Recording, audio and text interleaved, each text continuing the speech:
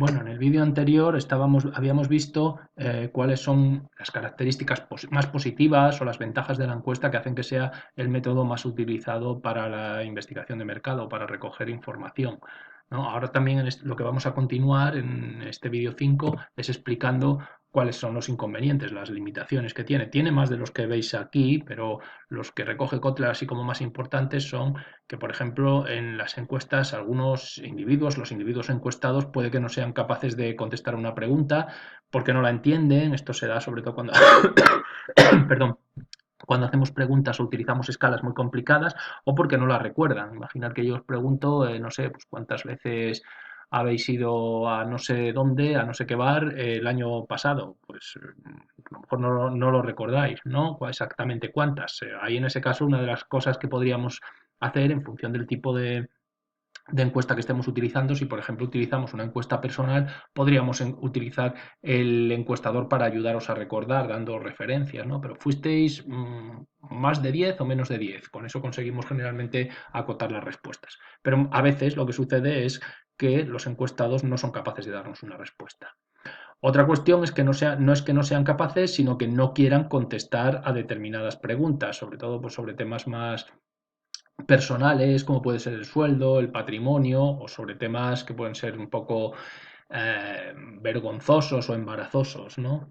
Eh, Otra característica es que la gente ocupada no responde encuestas, es decir, suele ser fácil conseguir encuestas, pues estudiantes, amas de casa, suelen ser colectivos relativamente a los que es relativamente fácil acceder. Sin embargo, pues no sé, a profesionales con una agenda muy ocupada, etcétera, pues suelen ser colectivos de difícil acceso. Y la última es pues, que la gente a veces responde a preguntas cuya respuesta no conoce, como dice aquí, simplemente para no parecer estúpida.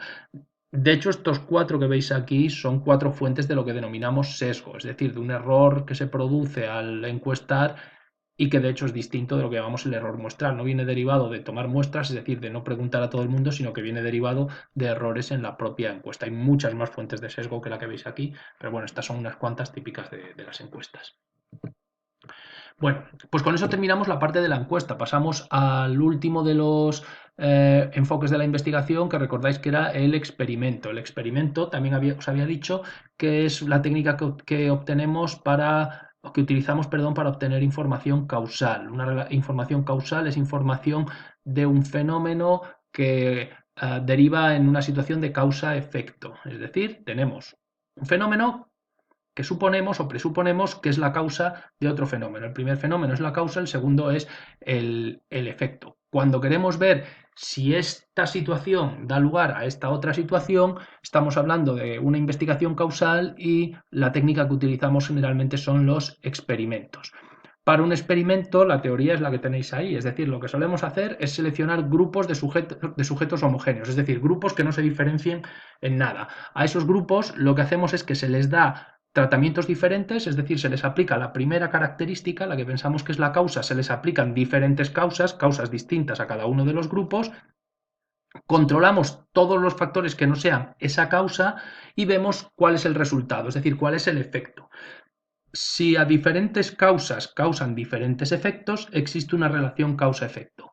Sin embargo, si con diferentes causas obtenemos el mismo efecto, es que no existe relación causa-efecto. Es decir, la primera situación no es responsable de la segunda. Por poner un ejemplo rápido, turístico. Imaginaros que queremos saber si cambiando la forma en la que ofrecemos en nuestras habitaciones el, el bar de las habitaciones, ahora no me sale el nombre, el mueble bar, si vamos a conseguir que la gente consuma más, ¿vale? Imaginaros, por ejemplo, que nos planteamos cambiarlo por una máquina de vending y decimos, a lo mejor si cambiamos la forma en la que ofrecemos, el resultado es que se consiga un mayor consumo. Bueno, pues imaginar en un hotel que lo que hacen es que la mitad de las habitaciones las ponen con el bar tradicional y la otra mitad de las habitaciones utilizan una máquina de vending. Lo hacen esto durante el suficiente tiempo para que pues, los sujetos sean homogéneos, es decir, para que haya el suficiente número de huéspedes con las suficientes diferentes características como para que los que utilizan el bar y los que utilizan la máquina de vending al final tengan las mismas características, y comprobamos si al cambiar de bar a vending se incrementa el consumo. Si se incrementa el consumo, lo que tenemos es que el hecho en que la forma en la que se ofrece ese servicio efectivamente hacía que se compre, que se consuma más. Si no se incrementa el consumo, si sigue todo el mundo consumiendo aproximadamente lo mismo, pues lo que tendríamos es que el hecho en el que de que se ofrezca este servicio en diferentes formas no incide en el consumo final. Obviamente, como veis ahí, es muy importante mantener que todos los demás factores se mantengan iguales y que los grupos de sujetos sean homogéneos, ¿vale? Pues porque yo qué sé, imaginaros que lo hacemos solo durante un día y da la casualidad que los que fueron al minibar tenían un nivel adquisitivo muy superior a los que fueron a los que les tocaron habitaciones con vending, pues a lo mejor resulta que hay una diferencia en el consumo, pero esa diferencia en el consumo no viene derivada de la causa, es decir, de la forma en la que se ofrece el servicio, sino que viene derivada de que los sujetos no eran homogéneos. Por eso digo que se tendría que extender ese experimento a lo largo del tiempo para conseguir que, pues pasado suficientemente tiempo, posiblemente gentes de todos los tipos estén en las dos habitaciones, con lo cual los sujetos serían homogéneos. ¿Vale? En este caso estaríamos hablando de lo que se llama un experimento de campo, es decir, que se hace en situaciones reales.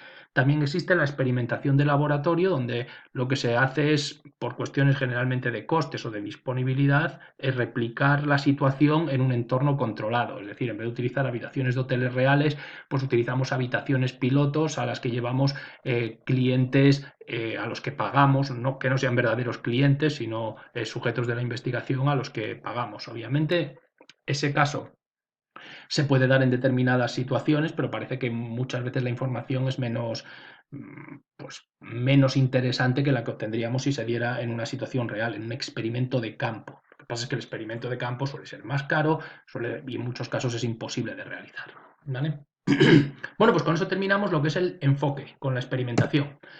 El siguiente elemento que trata Kotler son los métodos de contacto, es decir, la forma que utilizamos para contactar con nuestra fuente de datos, con nuestros investigados, y que estos nos envíen los datos. Estos métodos parece que están en el enfoque que da Kotler como muy orientados hacia una metodología que es la más habitual, que es la encuesta, y de hecho vamos a utilizarlo casi siempre la encuesta como ejemplo, pero en realidad se pueden utilizar para más cosas, es decir, se pueden hacer también reuniones de grupo por internet, etcétera, etcétera, ¿no? Pero bueno, son los típicos métodos de contacto para la metodología más típica, que es la encuesta. Por supuesto, también se pueden utilizar para el panel, pero el panel de hecho tiene otro tipo de metodologías más típicas y que no son ninguna de estas cuatro que veis aquí. Pero bueno, en general, para métodos basados en cuestionarios, estas serían las cuatro formas de contacto fundamentales. Correo, cada día menos utilizada porque se está sustituyendo por Internet, pero que todavía se utiliza, que ha sido una metodología muy tradicional. Teléfono, entrevista personal, es decir, un entrevistador personalmente se dirige a la persona en el lugar donde esta persona se encuentre o en un sitio donde hayan quedado. E Internet, que es enviar un cuestionario por Internet. Bueno, pues vamos a ver las características así rápidamente. Algunas son fáciles de entender, otras un poco más complicadas y por eso me detengo un poco más en ellas, que serían las siguientes. La primera característica es la flexibilidad. La flexibilidad es la capacidad que tiene este método de contacto a adaptarse a diferentes situaciones y a diferentes temas de estudio. ¿Vale? Aquí tenemos que la entrevista personal es la que obtiene mejor puntuación, la entrevista personal es muy flexible, mientras que vemos que la más floja es el correo. ¿Por qué es muy flexible la entrevista personal? Pues porque al utilizar un entrevistador y ese entrevistador estar en el lugar en el que se va a pasar la encuesta, por ejemplo, vamos a ponernos siempre hablando de encuesta, ¿vale? Pues lo que puede hacer ese entrevistador es adaptarse a muchas situaciones distintas, puede, por ejemplo, llevar consigo ejemplos y enseñárselos muestras y enseñárselos al entrevistado. Cuando el entrevistado no sabe responder una pregunta, puede ayudarle a responderla.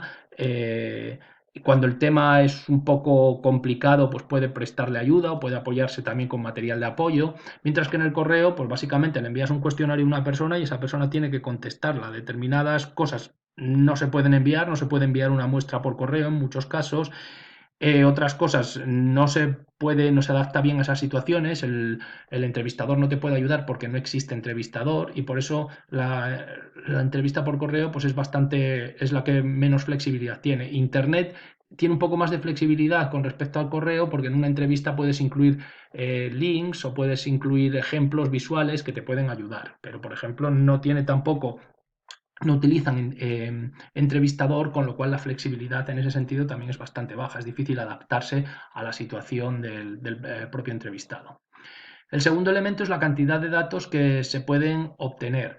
Pues lo mismo, aquí funciona muy bien la entrevista personal y seguramente el que peor funciona es la entrevista por teléfono. El problema que tiene la entrevista por teléfono es que si hacemos preguntas muy largas o muy complejas, el entrevistado se cansa o no es capaz de recordarlas, ¿no? Porque no tiene el apoyo visual y no tiene, aunque sí tenemos un entrevistador que le puede ayudar, pero si hacemos una pregunta muy larga y no estás viéndola, no puedes repasarla, no puedes volver a leerla, etcétera, etcétera, pues te olvidas al final de la pregunta, te olvidas de lo que te habían dicho al principio. Por eso la más floja es el teléfono. Otro elemento a tener en cuenta, el control de los efectos provocados por el investigador o por el entrevistador, perdón. Pues aquí las que mejor puntuación tienen son correo e internet porque no tienen entrevistador, con lo cual el entrevistador nunca causa un efecto negativo, mientras que la más floja es la entrevista personal, porque ahí el entrevistador está solo con el entrevistado y nadie le pueda controlar. En teléfono se puede grabar la entrevista y se puede controlar si el entrevistador, por ejemplo, está intentando conducir a alguien a que responda en una determinada dirección. Pues imaginaros, por una cuestión política o por una cuestión de que quiere conseguir X respuestas rápidas para conseguir unas determinadas cuotas que le pidieron de personas con unas determinadas características, ¿no? Bueno, pues eso donde menos se obtiene obviamente es en la entrevista personal. El control de la muestra es muy alto en el teléfono. ¿Por qué? Pues porque en el teléfono es el propio, la entrevista telefónica, perdón, se suele hacer lo que se llama CAPI, Computer Assisted Personal, CATI, perdón, Computer Assisted Telephone Interview, entrevista telefónica asistida por ordenador, y el ordenador es el que elige la muestra, es decir, basándose en unos registros que tiene anteriormente o bien haciendo llamadas al azar, es el propio ordenador el que te escoge la unidad muestral, con lo cual el control es excelente. En la entrevista personal suele ser en muchos casos, aunque se les va basándose en una serie de directrices, pero suele ser el encuestador el que escoge la unidad a entrevistar. Con lo cual, pues a veces, si le decimos que tiene que entrevistar a 50 mujeres y que tiene que hacerlo de una determinada forma, pues para conseguir llegar a 50 mujeres, a lo mejor lo hace no en el barrio donde le habíamos dicho, sino en otro barrio distinto, ¿no? Entonces, aunque se puede controlar la labor del encuestador, pues está menos controlada que cuando se hace por teléfono. Y en internet y correo el gran problema suele ser que no sabemos quién nos contesta, ¿vale? Se ponía internet como la más baja porque tradicionalmente ese ha sido el gran problema, que las encuestas de internet no sabíamos quién nos las contestaba, pero en los últimos años se ha trabajado bastante en mejorar pues el control sobre este tema. La velocidad de la recogida de datos, como veis, es muy rápida tanto por internet como por teléfono, se consiguen al instante. Personal es más lenta porque una persona cuando tiene que visitar entrevistados suele tardar más tiempo, y por correo va súper lento. La tasa de respuesta, pues donde es más baja generalmente es por correo, porque la mayoría de la gente que le llegan entrevistas por correo, encuestas por correo, pues las rompen, no las leen, ¿vale? Y el coste, el que es más caro, obviamente, es la entrevista personal, que por unidad entrevistada es el sistema más caro de todos. Aquí funciona muy bien y por eso es la metodología con mayor crecimiento. Aquí funciona muy bien Internet. Es como consigues mayor número de cuestionarios a menor coste. Bueno, pues el siguiente elemento es algo que debería haber aparecido posiblemente en los enfoques de la investigación, pero que Kotler lo mete aquí un poco, ya digo que ordena este tema de una forma un poco peculiar, ¿no? Que es las técnicas cualitativas. De hecho, en general, el sector de la investigación de mercado suele estar dividido en cuantitativo y cualitativo. En empresas especializadas en el cuantitativo y empresas especializadas en el cualitativo, con lo cual esto es en realidad otro enfoque de la investigación, pero bueno, Kotler lo pone aquí. Las técnicas cualitativas son aquellas que se caracterizan por no obtener información directamente expresable en números, es decir, son técnicas que utilizamos generalmente en las fases más preliminares del estudio o en estudios exploratorios, pero que no buscamos una información descriptiva, no buscamos el volumen o el nivel al que se da un determinado fenómeno. Lo que buscamos básicamente es obtener ideas iniciales, visiones de conceptos y definiciones. pero sin que esto tenga una representatividad muestral. No buscamos las respuestas, digámoslo así, sino que lo que buscamos son las preguntas, más bien. Así que no buscamos una representatividad muestral, sino que surjan ideas.